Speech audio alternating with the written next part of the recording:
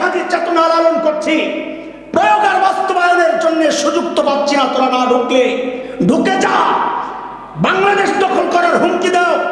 মুসলমান কোন নির্দিষ্ট ভূখণ্ডের চিন্তা করে না, মুসলমানের চিন্তা গোটা দুনিয়া ব্যাপী। আলহামদুলিল্লাহ আমাদের স্বপ্ন বাস্তবায়ন শুরু হয়ে গেছে। তাকায়া দেখ, সিরিয়ায় কালিমার পতাকা উঠে গেছে, আফগানিস্তানে কালিমার পতাকা উঠে গেছে। আরে আমার দেশকে গোড়ার টিমের দখল করবি, বরং আমরা তো স্বপ্ন দেখি ইনশাআল্লাহ খুব শিগগির দিল্লির লালকেল্লা আবারও কালিমার পতাকা পথ করবে ইনশাআল্লাহ।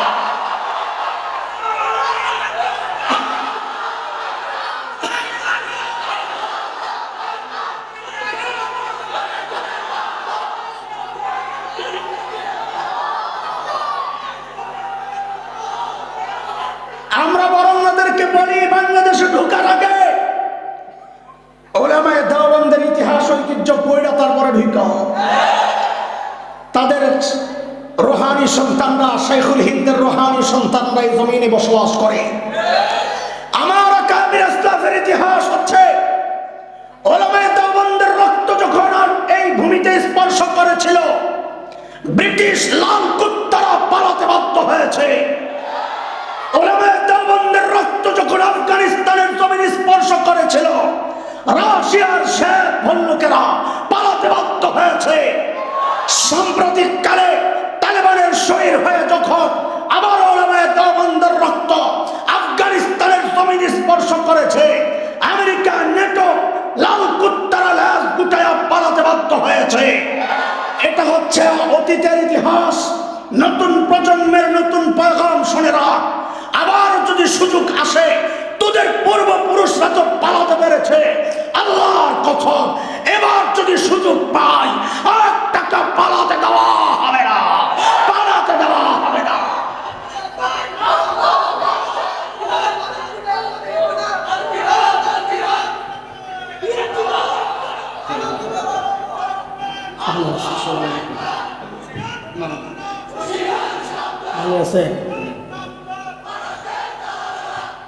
মুহতারাম হাজরিন, পদ্ধতি কয়টা তাড়াতাড়ি কল্পনা এক সময় কম মনে আসেনি। এক নম্বর এত লোক না উঠি ভাই,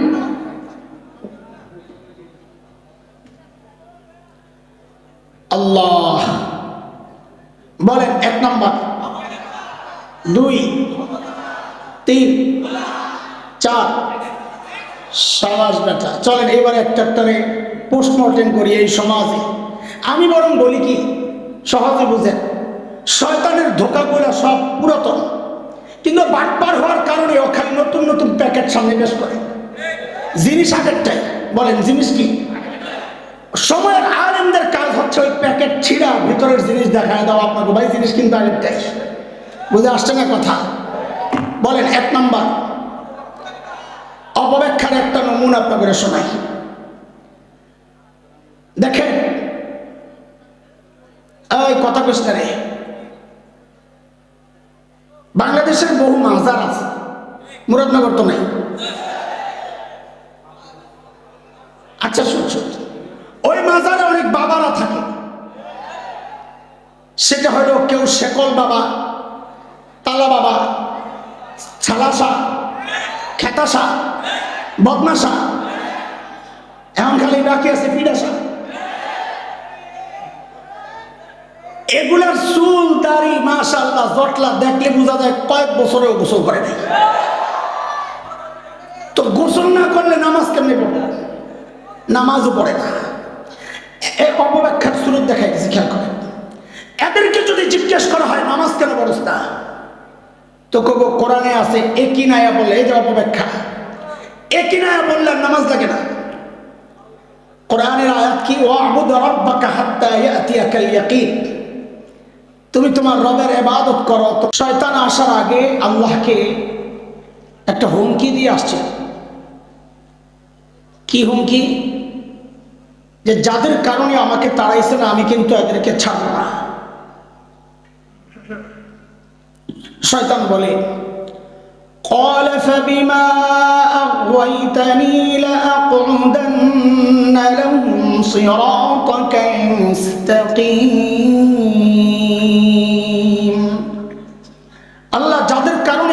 পাঠাইছেন, আমি ওদেরকে ছাড়বো না। তারা যেই রাস্তা সিরাতে মুস্তাকিম ধরে আপনার কাছে পৌঁছবে, আমি ওই রাস্তায় বসে যাবো, আসতে দিব না।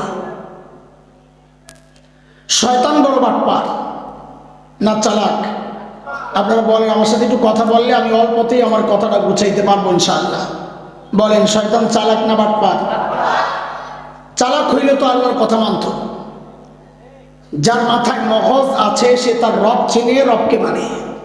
কোরআনের কথা সূরা আলী ইমরানে আল্লাহ বলেছেন, ইন্না ফি খালকিস সামাওয়াতি ওয়াল আরদি ওয়া ইখতিলাফিল লাইলি ওয়ান নাহার লাআয়াতিন লিউলিল আলবাব। যার মাথায় মগজ আছে সে তার স্রষ্টা চিনে, যে স্রষ্টা চিনে স্রষ্টা মানে। শয়তান রবের কথা শোনে নাই, বোঝা গেল মাথায় গেল নাই, চালাক না তো কি? একটু কথা বলেন। বাটপাররা কোনোদিন মানুষকে এক পদ্ধতিতে ধোকা দেয় না, ধরা পড়ে যাবে এক এক সময় তার এক একটা। শয়তান আল্লাহকে এই কথা বলেছে, আল্লাহ আমি আপনার বান্দাকে যে ধোকা দিব পদ্ধতি একটা গ্রহণ করব না। সূরা আরাফের 17 নম্বর আয়াত শয়তান বলছে, সুম্মা লাআতিয়ান্নাহুম মিন বাইনি আইদিহিম ওয়া মিন খালফিহিম ওয়া আন আইমানিহিম ওয়া আন শামাইলিহিম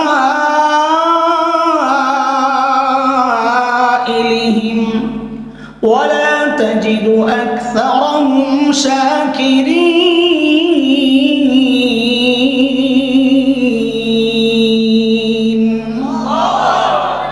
যুবক, আমি দিক বলবো, তোমরা সংখ্যা বলবা। শয়তান বলে আমি ধোকা দিব সামনে দিয়ে। বলো বলো বলো বলো, সংখ্যা বলবা। সামনে দিয়ে, পেছন দিয়ে, ডান দিয়ে, বাম দিয়ে, কটা হইল? কোন কোন মুফাসসির বলেছেন শয়তানের এই হুমকির অর্থ হচ্ছে শয়তান মানুষকে ধোকা দেওয়ার ক্ষেত্রে কমপক্ষে 4টা পদ্ধতি গ্রহণ করবে। কয় পদ্ধতি? এর সপক্ষে দলিলও আসছে পরে, ঠিক 2 আয়াত পর সূরা আরাফের 20-21 নম্বর আয়াত। আল্লাহ তাআলা আমাদের বাবা মাকে ধোকা দেওয়ার ক্ষেত্রেও যে শয়তান 4টা পদ্ধতি গ্রহণ করেছিল আল্লাহ এটা দেখাইছেন।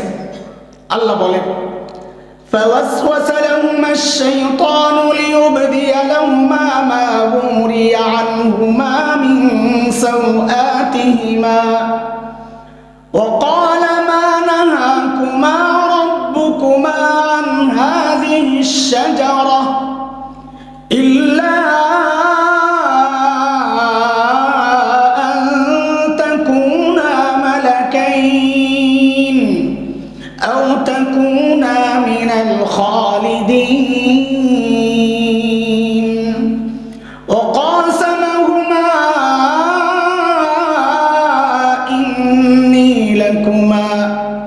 إني لكما لمن الناصحين।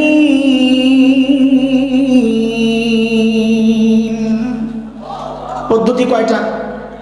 তাড়াতাড়ি তাড়াতাড়ি তাড়াতাড়ি বললে আমি কথাটাই অল্পতে গুছাইতে পারবো। কয়টা? আগে পদ্ধতিগুলোর নাম মুখস্থ করে, তাহলে দেখানো আমার জন্য সহজ হবে। শয়তান আমার বাবা মাকে ধোকা দেওয়ার ক্ষেত্রে কি কি পদ্ধতি গ্রহণ করেছে ওই পদ্ধতিগুলো আপনাদের সামনে দেখায়া আমরা একটু দেখাবো যে এই সময়ে শয়তান ওই পদ্ধতিগুলো গ্রহণ করে আমাকে আপনাকে এখন কিভাবে ধোকা দিচ্ছে। এটা হলো আজকের একটু মিল। বলেন পদ্ধতি কয়টা? পোলাবাই মুখস্থ করবা। বলো, 1 নাম্বার অপব্যাখ্যা। বলেন বলেন, পদ্ধতি কয়টা? 1 নাম্বার আবার আবার 2 অপপ্রচার। শয়তানের ধোকা দেওয়ার পদ্ধতি 2 নাম্বার কি? 3 নাম্বার অপব্যাখ্যা, টোপ টোপ। 3 নাম্বার কি? বলেন, টোপ বুঝেন তো? আপনার এলাকায় মূলা হয় না? মূলা দেয় না? মূলা ঝুলে, এটা মনে রাখতে পারবেন না মূলাটা ভালো করে? তো বলেন 3 নাম্বার কি? আরে মূলা কর। 3 নাম্বার কি? 4 নাম্বার নেক্সুরতে ঢোকা। বলেন 4 নাম্বার পদ্ধতি। আমি আবারও জিজ্ঞেস করি, 1 নাম্বার অপব্যাখ্যা, মাশাআল্লাহ, 2 অপপ্রচার, 3 মূলা সাবাস, 4 নেক্সুরতে ঢোকা। চলেন আপনারা এই নামগুলো মুখস্থ রেখে আর একটা একটা দেখতে থাকেন।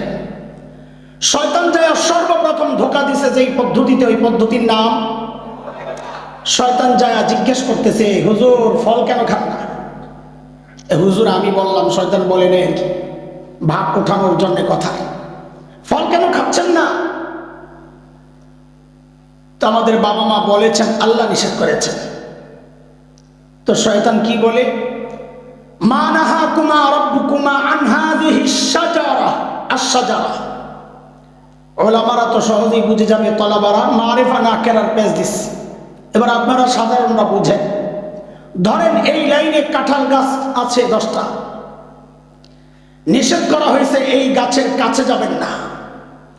শয়তান যায় জিজ্ঞেস করতেছে ফল কেন খান না? বলে আল্লাহ নিষেধ করছে। বলে আরে হুজুর বুঝেন নাই তো আল্লাহর কথা। আল্লাহ এই যে 1 নম্বর গাছ আশ-শাজারা নির্দিষ্ট এই 1 নম্বর গাছের ফল খাইতে নিষেধ করেছেন, আরো যে 9 গাছ রয়ে গেছে ওটা তো নিষেধ করে নাই। তাইলে আল্লাহর কালামের সর্বপ্রথম ব্যাখ্যা কে দিল? সর্বপ্রথম তাফসীর কে করলো?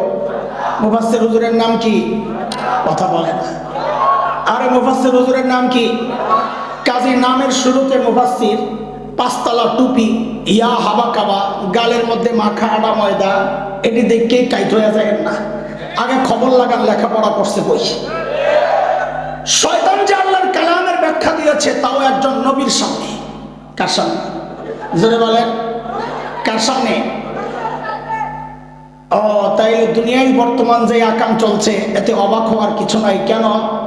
শয়তান আল্লাহর কালামের ব্যাখ্যা দিয়েছে একজন নবীর সামনে। এখন শয়তানের দূষররা শরীয়তের ব্যাখ্যা দেয় নবীর ওয়ারিস ওলামাদের সামনে। সিস্টেম নতুন না পুরান? বলেন বলেন। রাস্তায় রাস্তায় গান গায়ে বেড়াতো, উনিও এখন মুহাদ্দিস। তিনি নাকি সিয়াসিত্তার সব পড়ে লেগেছে মমতাজ বেগম। সিয়াসিত্তার বইরা আবার ফাইটটা যায় গানায় কেমনি, ফতুয়া দেয় ফতুয়া। আমরা অবাক হই না কেন? শয়তান আল্লাহর কালামের ব্যাখ্যা দিয়েছে নবীর সামনে। এখন শয়তানের দূষররা দ্বীন আর শরীয়তের ব্যাখ্যা দিবে নবীর ওয়ারিসদের সামনে। এটা অবাক হওয়ার কি আছে? শয়তান যখন দেখলো 1 নম্বরে কাজ হয় নাই, এইবার মারছে 2 নম্বর। এই 2 নম্বরটার নাম কি? অপপ্রচার। বলেন ইল্লা আন তাকুনা মালাকাইন। হুজুর ফল কেন খাচ্ছেন না? বলে আল্লাহ নিষেধ করছে। আরে ব্যাকল হুজুর, আল্লাহ কেন নিষেধ করছে বুঝেন নাই তো? বলে কেন? বলে এই ফল খেলে আপনারা ফেরেশতা হয়ে যাবেন, এটা আল্লাহ চায় না। ধোকাটা বুঝছেন নি আপনারা? না বুঝলে তো বুঝবেন না। আহলুস সুন্নাহ ওয়াল জামাতের আকীদা হচ্ছে সমস্ত নবীদের মর্যাদা সমস্ত ফেরেশতার উপরে। কোথায় কোথায় কোথায়? দাম বেশি কার, নবী না ফেরেশতা? আল্লাহ তাআলা আদমকে বানাইছেন নবী, তিনি ফেরেশতা হতে যাবেন কোন দুঃখে? তাই শয়তান আদমকে ফল খাওয়ায়া ফেরেশতা বানাতে চায়া ঠকাইতে চাইছে না জিতাইতে চাইছে? এই সিস্টেম এখনো চালু আছে। ছোটবেলায় আমার ব্রেন খুব সাফ ছিল নাকি, মুরব্বীরা বলেন, উস্তাদরা। তো যখন ছোট্ট আমি 6-7 বছর, আমরা ধানমন্ডিতে তখন যে বাসায় ভাড়া থাকতাম, আমি 80-র দশকের শুরুর কথা বলছি। তো বাড়িওয়ালার মেয়েরা ছেলেরা আমাকে নিয়ে পড়াইতো বাংলা ইংরেজি, খুব মজা পাইতো। একবারে বললে পারে, আরে কি জিনিস এটা? তো আমার আম্মাকে বলতেন, খালাম্মা এই মেধাবী ছেলেটারে নষ্ট করেন না। নষ্ট করছেন কি? ওই যে আব্বা মাঝে মধ্যে মাদ্রাসা নিয়ে যায়, সায়েন্স ল্যাবরেটরিতে একটা মাদ্রাসা ছিল, এখন মার্কেট হয়েছে, ওখানে নিয়ে যায়। সপ্তাহে 1 দিন নিয়ে গেলে আর 5 দিন আর যাই না, আমার খুঁজে পাওয়া যায় না। ওই বয়স চলতেছে তখন আমার। ওই সময় বলা হয়েছে আমাকে যেন মাদ্রাসায় দিয়ে নষ্ট না করা হয়, আমি বড় দেশ সেরা ডাক্তার হতে পারবো, ইঞ্জিনিয়ার হতে পারবো। এই চক্রান্ত এখনো চলছে ঘরে ঘরে। শয়তান চাইছে নবীকে ফেরেশতা বানাইতে, আর এখন শয়তানের দোসররা চায় আলেম না বানায় ডাক্তার আর ইঞ্জিনিয়ার বানাইতে। দেখেন ডাক্তার ইঞ্জিনিয়ার সব রাগ করে না, আপনাকে শ্রদ্ধা, আপনি না হইলে আমি চলবো কেমনি? কিন্তু আমার যে সন্তানকে আমি মাদ্রাসায় পড়াইতে চাই তাকে আপনি বাধা দিতে পারেন না। বাংলাদেশে বহু ডাক্তার বেকার ঘুরতেছে, আগে চাকরি দেওয়ার পরে আমার ডাক্তার বানাইতে আসেন। বহু ইঞ্জিনিয়ার বেকার ঘুরছে, আগে ওদেরকে চাকরি দেন তারপর কি আলেমকে ডাক্তার বানাইতে আসেন। এই জায়গায় কথা বললাম না। বলেন পদ্ধতি কয়টা? 1 নাম্বার, 2, 3 মুলা না। শয়তানের পর কি বলে? আও তাকুনা মিনাল খালিদিন।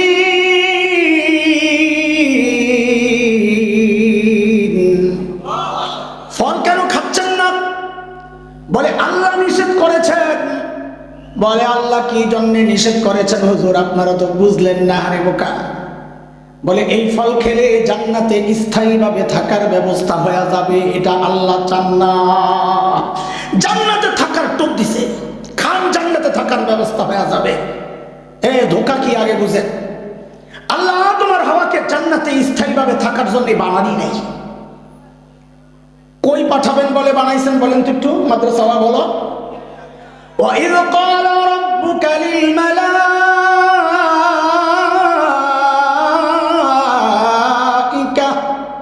إِنِّي جَاعِلٌ فِي الْأَرْضِ خَلِيفَةً। আল্লাহ কই পাঠাবেন বলে বানাইছেন? জোরে জোরে কোথায়? দুনিয়ায় পাঠানোর জন্য বানাইলে মাঝখানে আবার জান্নাতে ঘুরাইতে দিয়েছেন কি জন্যে?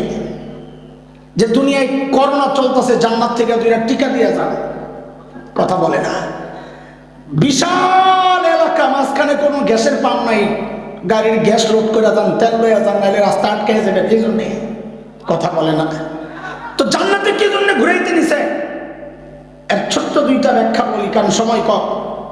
গ্রামের মেয়েরা যখন মুরগি আনে পালার জন্য, বাজার থেকে নতুন আনছে, আইনায় কিন্তু মুরগিটারে ছেড়ে দেয় না। কদিন বান্দারা আদার টাদার দেয়। কেন? মুরগি বানিয়েছে নি, বানিয়েছে নি। আল্লাহ আমার বাবারে বানাইছেন জান্নাতের জন্যই। দুনিয়ায় পাঠাইবেন যে কয়দিন জান্নাতে আটকায় রাখছেন, বাড়িটা চিন্না যান, যাই আবার ঘুরে মুড়ে আয়া বুঝেন। আরে বুঝছেন নি কথা? কিন্তু এর চেয়ে সুন্দর জবাব দিচ্ছেন মুফাসসিররা আরেকটা।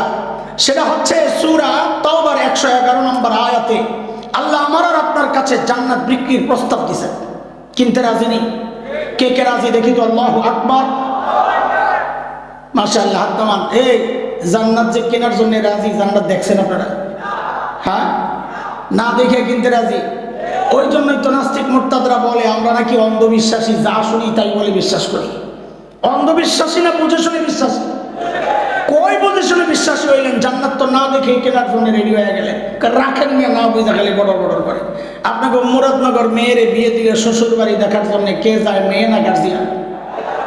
হ্যাঁ, তাহলে তো মুরাদনগরের মেয়েরা ভালো। কিন্তু ঢাকায় 2 রকম মেয়ে আছে। একরকম মেয়ে হচ্ছে মা বাবার বাধ্য সন্তান, ওর সামনে বিয়ের আলাপ হইলে লজ্জায় চলে যায় আরেক ঘরে। সমবয়সী কাউকে পাঠাইয়া দেয়, আম্মু আব্বাকে, আব্বা আব্বুকে বলো আমার দেখার দরকার নাই, শোনার দরকার নাই, জানার দরকার নাই, ওনারা দেখলেই আমার চলবে। কিন্তু আরেক রকম মেয়ে আছে, গভীর রাতে শাহবাগের স্লোগান কন্যা বেড়াগুলোকে বয়ে বয়ে বিড়ি খায়।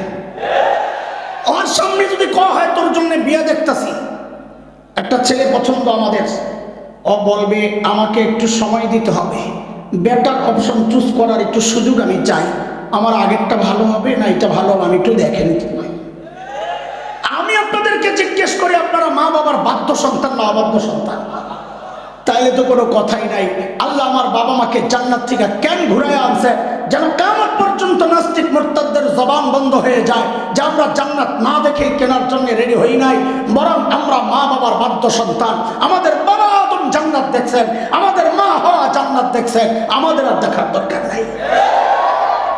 3টা দিয়া যখন দেখছে শয়তান কাম হয় না, বুঝছি রে হুজুর তো বড় পড়া। হুজুর আপনারা সাইজ করার রাস্তা আমার কাছে আছে। আপনি জানামাজের প্রতি আপনার দুর্বলতা আমি জানি, তাহাজ্জুদের প্রতি দুর্বলতা আমি জানি, হিজাবের প্রতি দুর্বলতা আমার জানা, টুপির প্রতি দুর্বলতা আমার জানা। এই জন্য দেখবেন বহু আল্লাহর বান্দা সারা জিন্দেগি ইসলামের বিরুদ্ধে, কিন্তু যেই দেখবেন নির্বাচন আসে আস্তে টুপি টাপি লাগায় হাসান বস্তি হয়ে যায়। কারণ ও জানে এই টুপির প্রতি দুর্বলতা আছে দেশের মানুষের। এটা হচ্ছে নেক্সুরতে ধোকা। খেয়াল করেন দেখবেন হিজাব টিজাব লাগায় আর আবে অবশ্যই হয়ে যায়, ঘুমের থেকে উঠে বলে খালি যায় নামাজ খুলছে, সুবহানাল্লাহ।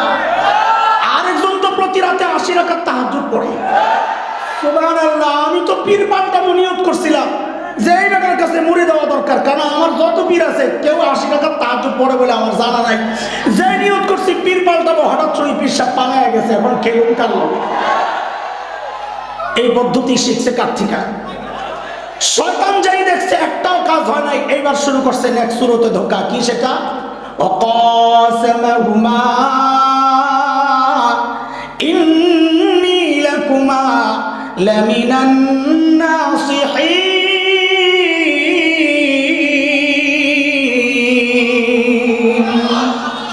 আল্লাহর কসম খায়া কই আমি আপনাকে হিতাকাঙ্ক্ষী হুজুর, আমারে ভুল বুঝেন না। আল্লাহু আকবার। শয়তান যার হিতাকাঙ্ক্ষী হয় তার আর শত্রু লাগে না, ভারত যার বন্ধু হয় তারও যেমন শত্রু লাগে না। এই 16 বছর আমাদেরকে শুধু এই বয়ান গেলানো হয়েছে, ভারত আমাদের বন্ধু, বন্ধু কত কিছু দেয়, সুবহানাল্লাহ। গরু দেয়, আলু দেয়, চিনি দেয়, পেঁয়াজ দেয়, দেয় আর দেয়, দেয় আর দেয়। যেই বাংলাদেশ থেকে যাওয়ার মাখন যাওয়ার পাইপটা বলাবেন 5 তারিখে কাইটা দিল, সব দেওয়া বন্ধ করে এখন খালি হুমকি দেয়, হুমকি দেয়, হুমকি দেয়। শুরুতে খুব গরম, পেঁয়াজ দিবে না, আমরা বলি দিস না, তোকে পেঁয়াজ লাগবো না। কেন? আমগো আপায় আপায় শিখাই গেছে পেঁয়াজ ছাড়াও তরকারি রান্ধন যায়, খামো না তোকে পেঁয়াজ। যে মেরুদণ্ড সোজা করে একটু বইছি, লাগবো না পেঁয়াজ, এখন দেখি বস্তা সামনে লইয়া বয়া বয়া কান্দে। দাদা কি খবর? দাদা দিনকাল ভালো যাচ্ছে না দাদা। কেন? কি সমস্যা? বাংলাদেশিরা পেঁয়াজ নিচ্ছে না দাদা। তো তোরা খা, খাওয়ার সেই কলিজা নাই, খাইতেও কলিজা লাগে। যাদের বাড়িতে মেহমান গেলে ছোট্ট একটা এতটুকু কৌটার মতো একটা মাটির ওয়ান টাইম এই কাপ, এই ছোট্ট, এটার মধ্যে অল্প একটু চা দিবে, চিকন একটা টোস্ট বিস্কুট দিয়ে বলবে কি দাদা কোনটা খেয়ে নিন। দাদা বলবেন তোরা কথা বলিস না। বোন গেছে ভাইয়ের বাড়িতে, ভাই গেছে বোনের বাড়িতে বেড়াইতে দুপুর বেলা খাওয়ানোর টাইম, ভাই কলিং বেল টিপে টিপে টিপে, বোন কথাও কয় না, দরজাও খোলে না, ঘরে কেউ নাই এমন একটা ভাব। ভাই বুঝছে কাহিনী কি, জানালার কাছে যায় বলে দিদি আমি কিন্তু খেয়ে আসছি। দিদি তাড়াতাড়ি দরজা খোলে আর বলে আগে বলবি না, ওরা কি পেঁয়াজ খাবে। এই জন্যে মাঝে মধ্যে ওদের কলিজা শুকাইতে শুকাইতে তো হাড্ডি হয়ে গেছে, রুচি এত নোংরা। মাঝে মধ্যে যখন দেখি সীমান্তে এসে আমার দেশে ঢুকার একটা ভাব লইতেছে, আমি কই এই মুহূর্ত নাই। কেন? আরেকটা দেশ দখল করার মতো উন্নত চরিত্র, উঁচু মানসিকতা, শক্তিশালী মানসিকতা লাগে। যাদের রুচি এত নোংরা, এরা আরেক দেশ দখল করার মতো হিম্মত রাখে না। এই জন্য আমরা যখন দেখি আমাদের দেশ দখলের হুমকি দেয়, কে কি অবস্থা জানি না, আমি কিন্তু ভয় পাই না। কেন? আমি জানি এটা সম্ভব না ওদের জন্যে। বরং তাদেরকে বলি কি বাংলাদেশ দখল করার আগে নিজেদের হাগার জায়গা ঠিক করে এখনো রাস্তাঘাটে মলত্যাগ করে। বিশ্বাস করেন না আপনারা, আমরা যখন দেওবন্দে যাচ্ছিলাম তখন দেখছি আল্লাহ, ট্রেন লম্বা সফর 36 ঘন্টার, আমাদের যেই ট্রেনে উঠছিলাম অমৃতসরের, দিন যায় রাত আসে, রাত যায় দিন আসে, সময় তো যায় না। সকাল হইলেই জানালার কাছে যাইতাম নতুন এলাকা দেখার জন্য। আয় আল্লাহ, মাঝে মধ্যে যাইয়া জানালার কাছে যাই তো লজ্জায় চোখ ফিরিয়ে নিতাম, এই কি অবস্থা। কেন? দেখতাম কি রেল লাইনে লাইন ধইরা বইছে ফ্যামিলি প্যাকেজ, জোয়ান বুড়া নারী পুরুষ যা আছে এরকম চিকুন বোতল একটা লইয়া চুপচাপ বয়ে রয়েছে। বেডিরা ইজ্জত রক্ষায় ঘুমটাটারে টাইনা পিছন দিয়া খালি কামসাত্তাস। এরা বলে আমার দেশ দখল করবো, কত দেখি। আমি তো কাকু দাদা সাহস করে ভিক্ষা যা, খেলা হবে। আরে খেলবো, ঢোক। ছোটবেলা থেকে যাই জিহাদি চেতনা লালন করছি, প্রয়োগ আর বাস্তবায়নের জন্য সুযোগ তো পাচ্ছি না। তোরা না ঢুকলে ঢুকে যা, বাংলাদেশ দখল করার হুমকি দাও। মুসলমান কোন নির্দিষ্ট ভূখণ্ডের চিন্তা করে না, মুসলমানের চিন্তা গোটা দুনিয়া ব্যাপী। আলহামদুলিল্লাহ আমাদের স্বপ্ন বাস্তবায়ন শুরু হয়ে গেছে।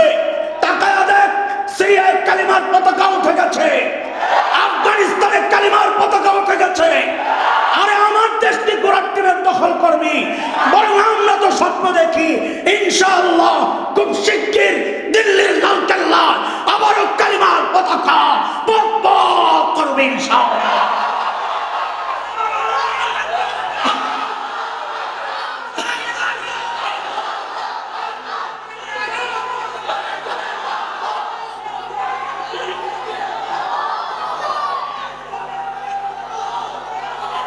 আমরা বরং ওদেরকে বলি বাংলাদেশে ঢোকার আগে উলামায়ে দেওবন্দের ইতিহাস ঐতিহ্য পড়া তারপরে ঢুকাও।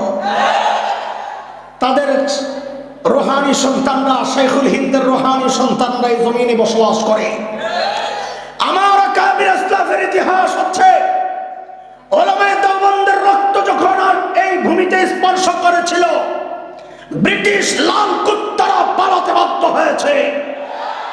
উলামায়ে দেওবন্দের রক্ত যখন আফগানিস্তানের জমিন স্পর্শ করেছিল, রাশিয়ার শেখ ভল্লুকেরা পালাতে বাধ্য হয়েছে। সাম্প্রতিক কালে তালেবানের শরীর হয়ে যখন আবার উলামায়ে দেওবন্দের রক্ত আফগানিস্তানের জমিন স্পর্শ করেছে, আমেরিকা, নেটো লাল কুত্তারা ল্যাজ গুটায়া পালাতে বাধ্য হয়েছে। এটা হচ্ছে অতীতের ইতিহাস। নতুন প্রজন্মের নতুন পয়গাম শুনে রাখ, আবার যদি সুযোগ আসে, তোদের পূর্বপুরুষরা তো পালাতে পেরেছে, আল্লাহর কসম এবার যদি সুযোগ পাই আর টাকা পালাতে দেওয়া হবে না, পালাতে দেওয়া হবে না।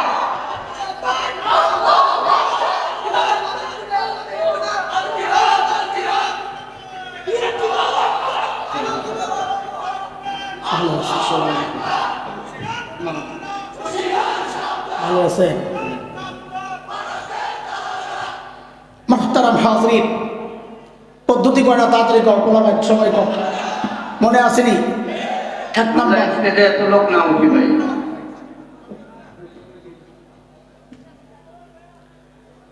আল্লাহ বলেন। এক নম্বর, 2, 3, 4, সাবাস বেটা। চলেন এবারে একটা পোস্টমর্টেম করি এই সমাজে।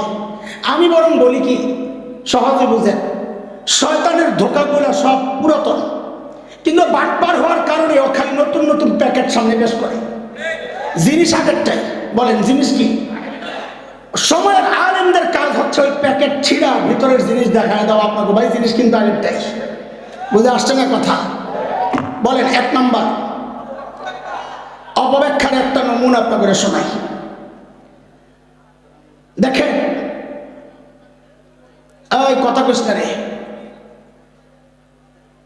বাংলাদেশের বহু মাজার আছে, মুরাদনগর তো নাই। আচ্ছা শুন, ওই মাজারে অনেক বাবারা থাকে। সেটা হলো কেউ শেকল বাবা, তালা বাবা, ছালাসা, খেতাসা, বদমাসা, এখন খালি বাকি আছে পিডাসা। এগুলার চুল দাড়ি মাশাআল্লাহ জটলা দেখলে বোঝা যায় কয়েক বছরেও গোসল করে নাই।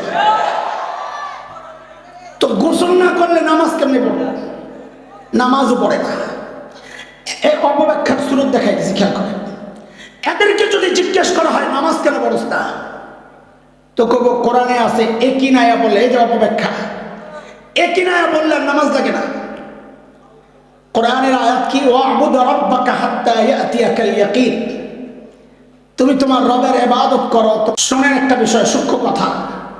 কেউ যদি নিজেকে নবীর চেয়ে দামি মনে করে, চোখ বন্ধ করে বুঝতে হবে এটা শয়তান। কেন? কারণ শয়তানই সর্বপ্রথম নিজেকে নবীর চেয়ে দামি দাবি করেছিল। আনা খায়রুম মিনহু, বলে আমি আদমের চেয়ে উত্তম।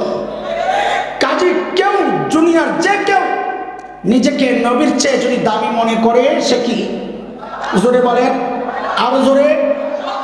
যারা বলে আমাদের ইবাদত লাগে না, ইয়াকিন চলে আসছে, এরাও শয়তান। কেন? হযরত ঈসা আলাইহিস সালাম কি ছিলেন? একজন, জোরে গণ। সূরা মারইয়ামের মধ্যে হযরত ঈসা নিজের পরিচয় দিচ্ছেন এইভাবে, ক্বালা ইন্নী আবদুল্লাহ আতানিয়াল কিতাব ওয়া জাআলানি নাবিয়্যা ওয়া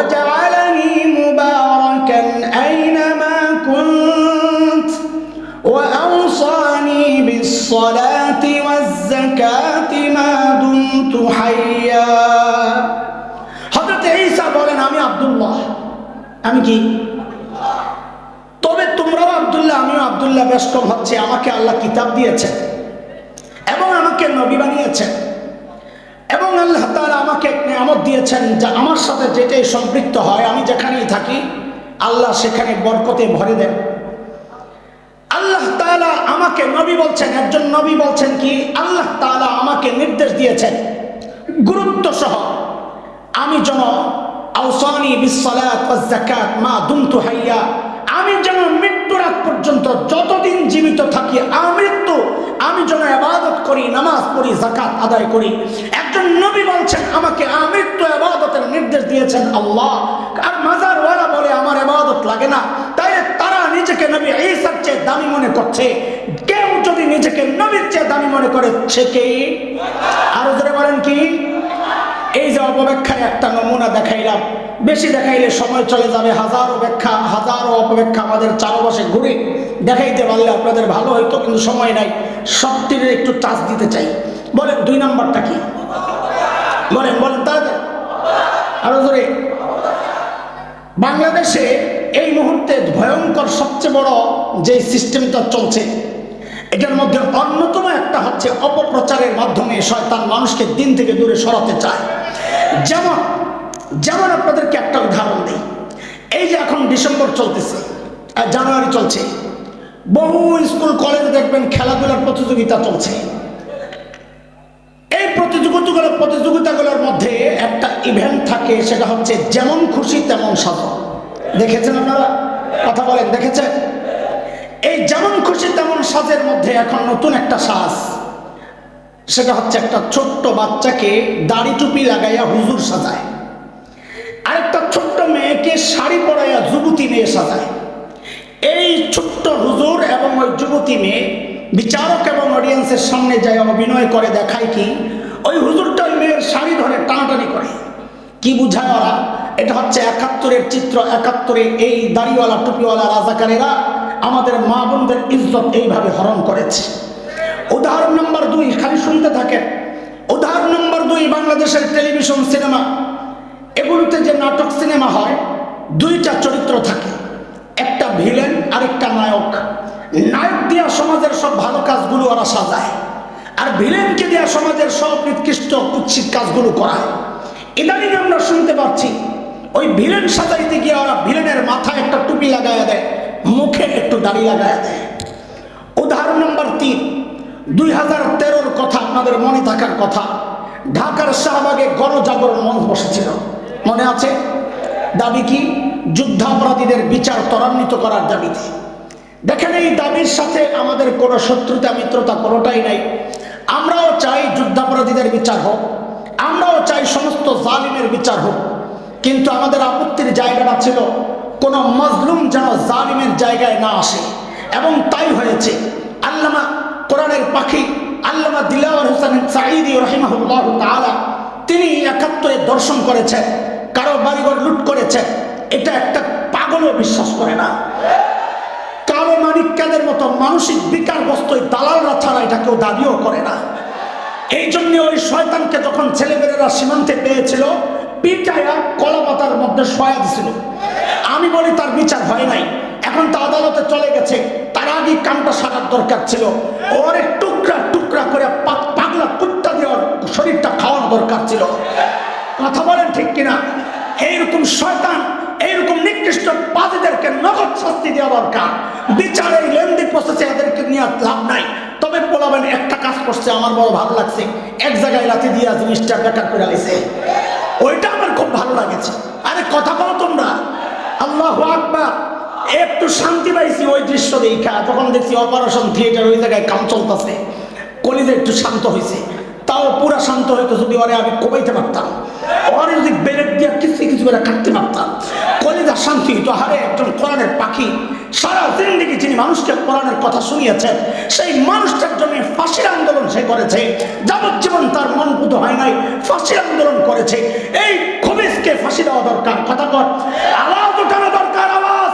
এই নিষ্পাপ মানুষগুলোকে যারা আদালতে নিয়ে বেইজ্জতি করেছে, যুগ যুগ কাস্টে ঝুলানোর জন্য কন্ডেন্সারে রেখে নির্যাতন করেছে, আর পুশ করে করে মৃত্যুর দিকে ঠেলে দিয়েছে, এদের প্রত্যেকটাকে ধরে ধরে প্রকাশ্যে ফাঁসিতে ঝুলানো দরকার, ফাঁসিতে ঝুলানো দরকার। মুহতারাম হাজরিন, কথা শুনেন। সেই 2013-র কথা, ঢাকার শাহবাগে গণজাগরণ মঞ্চের সেই উত্তাল দিনগুলোর উত্তাপ আমার শরীরে খুব লাগতো। কেন? আমি খুব কাছেই তো থাকি, সায়েন্স ল্যাব, অল্প দূরত্ব। মানুষ আসা যাওয়া করে, মানুষকে দেখে বুঝি গরম চলতেছে এলাকা, আমরা তো আর যাইতে পারি না। তো একদিনের গল্প শোনাচ্ছি আপনাদের, দেখেন কারো শোনা গল্প আপনাদেরকে শোনাচ্ছি না, উইটনেস আমার সাথেই হওয়া ব্যাপার, আমি চাক্ষুষ সাক্ষী, সোজা কথাই বলবো। সায়েন্স ল্যাব মোড়ে একটা লম্বা ফুট ওভার ব্রিজ আছে, কেউ দেখেছেন? পায়ে হেঁটে রাস্তা পার হওয়ার ব্রিজ। একদিনের গল্প। উত্তর দিক থেকে দক্ষিণ দিকে ছিল আমার গন্তব্য। দক্ষিণ দিক থেকে এক মা তার ছোট্ট বাচ্চাকে নিয়ে উত্তর দিকে যাচ্ছে, ব্রিজের উপর আমাকে ক্রস করবে। মা এবং ওই বাচ্চার বেশভূষা দেখে, তাদের গেট আপ সেট আপ, সাজসজ্জা, পোশাক আশাক দেখে আমার বুঝতে কষ্ট হয় নাই তারা গণজাগরণ মঞ্চ থেকে এসেছে। এতে আমার কোনো আপত্তি নাই। এটা তো মায়েরই কাজ, সন্তানের হৃদয়ে ইমানই চেতনা জাগ্রত করা, দেশপ্রেম জাগ্রত করা, এটা তো মায়েরই কাজ। কিন্তু বিপত্তি বাঁধল কোথায়? ওই মা যখন আমাকে ক্রস করবে, সে তার সন্তানকে আমাকে দেখায়া দেখায়া শেখায়া দিচ্ছে বলার জন্যে, বলো বলো তুই রাজাকার, তুই রাজাকার, তুই রাজাকার। এর দোস্ত আমাদের স্পষ্ট কথা, 1971-এর মুক্তিযুদ্ধতে দাঁড়িয়ে টুপির বিরুদ্ধে হয় নাই। 71-এর মুক্তিযুদ্ধ ছিল মজলুমের প্রতিরোধ, জালেমের বিরুদ্ধে। তোমরা যেই ভাষণ নিয়ে গর্ব করো 7ই মার্চের, সেই তত্ত্ব ভাষণ যা মানুষকে আন্দোলিত করেছিল, সেদিন তিনি বলেছিলেন এবারের সংগ্রাম মুক্তির সংগ্রাম, রক্ত যখন দিয়েছে আরো দেব, এদেশকে মুক্ত করে ছাড়বো ইনশাআল্লাহ। স্বাধীনতার আওয়াজে ইনশাআল্লাহ উচ্চারিত হওয়া সেই ডাক কোনোদিন ইসলামের বিরুদ্ধে হতে পারে না। ইতিহাস আমরাও পড়েছি, তোমরাও আরেকবার পাঠ করো। যাও ঢাকার আগারগাঁয়ে জাদুঘর আছে, মুক্তিযুদ্ধ জাদুঘর, সেখানে যায় দেখো, ইতিহাসের সাক্ষী হয়ে আছে। বহু পোস্টার দেয়ালে সাঁটানো আছে রাজাকারদেরকে ধরার দৃশ্য আমরা দেখেছি। অধিকাংশ রাজাকারের মুখে দাড়ি নাই, মাথায় টুপি নাই। বরং কয়েক বছর আগে আমরা দেখেছি এক সংগঠন মুক্তিযোদ্ধাদেরকে সম্মাননা ক্রেস্ট দিয়েছিল। আমরা গর্বের সাথে লক্ষ্য করেছি অধিকাংশ মুক্তিযোদ্ধার মুখে দাড়ি, মাথায় টুপি। তাইলে আমাদের জানতে চাওয়া, এরা কারা যারা মুক্তিযুদ্ধকে দাড়ি আর টুপির বিরুদ্ধে দাঁড় করাতে চায়? আমাদের স্পষ্ট কথা, এরা হচ্ছে নব্য আবু জাহেল। ওই যুগের আবু জাহেলরা নানান প্রক্রিয়ায় চাইতো মানুষকে কোরআন থেকে দূরে সরানোর জন্য। লা তাসমাউ লিহাযাল কুরআন ওয়ালগাউ ফি, এইভাবে বলতো কোরআন শুনবা না, কাউকে শুনতে দিবা না। সূরা হামিম সাজদার 26 নম্বর আয়াত তেলাওয়াত করে দেখবেন। অদুস্ত এই যুগের আবু জাহেলরা অপপ্রচারের মাধ্যমে এমন একটা নষ্ট প্রজন্ম তারা তৈরি করতে চাচ্ছে, যেই প্রজন্ম তাদের হৃদয়ে দাড়ির প্রতি ঘৃণা লালন করবে, টুপির প্রতি ঘৃণা লালন করবে। আরে আপনারা কি দেখেন নাই কয়েক বছর আগে আমার বন্ধু, আমার ভাই আল্লামা মামুনুল হক হাফিজাহুল্লাহ নিজের স্ত্রীকে নিয়ে একটু নীরবে সময় কাটাতে যাচ্ছিলেন। মানুষটার উপর পাহাড় সম চাপ সইতে পারছিলেন না। বন্ধুরা সবাই বলেছেন কিছুদিন একটু অফ থাকেন, আপনি তো মারা পড়বেন। অথচ এই কুৎসিত চেহারার মানুষগুলো, ভারতের দালাল মিডিয়াগুলো আমার ভাইকে কি কুৎসিত ভাবে জনগণের সামনে উপস্থাপন করেছে। এগুলোর সব এক জায়গায় কথা, সেগুলো হচ্ছে মানুষের সামনে অপপ্রচারের মাধ্যমে একটা নষ্ট প্রজন্ম তৈরি করবে, যারা আলেমদেরকে ঘৃণা করবে। বাতিলের সমস্ত বাতিলের একটা জায়গায় তারা এক, আলেমের প্রতি বদনাম ছড়ায়া ছড়ায়া আলেম থেকে মানুষকে বিচ্ছিন্ন করার জন্য এই যে চক্রান্ত চলছে, এটা হচ্ছে শয়তানের আরেকটা চক্রান্তের একটা নমুনা। ওদের উদ্দেশ্য আমাদের স্পষ্ট পয়গা, এর কুলাঙ্গাররা শুনে রাখ, বাংলাদেশে ইসলাম কচুরি পানার মতো ভেসে আসে নাই।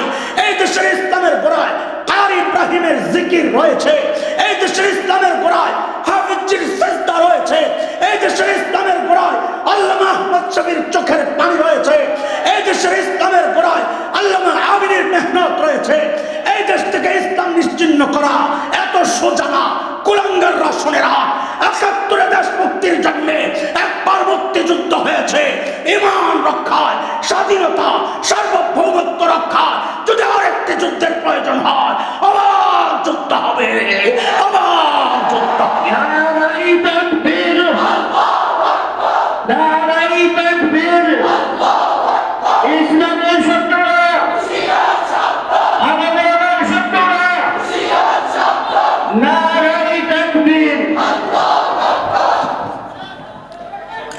আলহামদুলিল্লাহ। বলে নারাই তাকবীর। আল্লামা খালেদ সাইফুল্লাহ আইয়ুবী সাহেবের আগমন। আরে এই স্লোগান বহুত দিচ্ছেন, বলেন পীর সাহেব হুজুরের আগমন। বিশ্বর আগমন। সুলতান বায়ুবাসীর পক্ষ থেকে আরে পক্ষ পরে কয়ে সুলতানুল ওয়াইজিনের আগমন। কমলার মতো গালওয়ালার আগমন।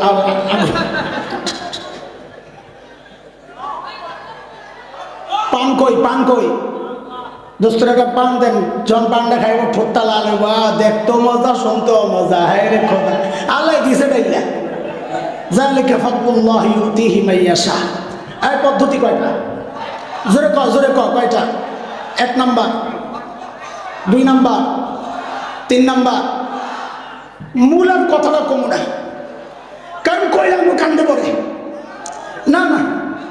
আমার মধ্যে বহুজনে মূলা খাইয়া এমন পেট নষ্ট হয়েছে, দামাগও নষ্ট হইয়া এখন জালেম স্বৈর শাসক ওই পতিত হাসিনারে কয় আম্মা আমি ওইদিকে গেলে খবর আছে, থাক না থাক, আমারে মাফ করে দে।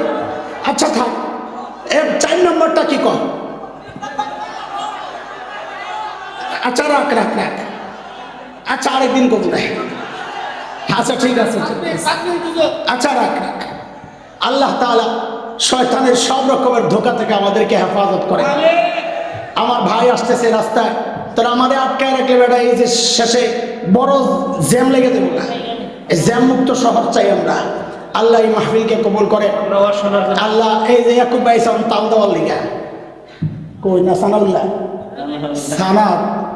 আল্লাহ তাআলা আমার ভাইকে, আল্লাহ মামুনুল হককে, সমস্ত এই সমস্ত সিংহ পুরুষদেরকে আল্লাহ তাআলা তার নিরাপত্তার চাদরে ঢেকে রাখেন। আমিন। ওয়া আখিরু দাওয়ানা আলহামদুলিল্লাহি রাব্বিল আলামিন।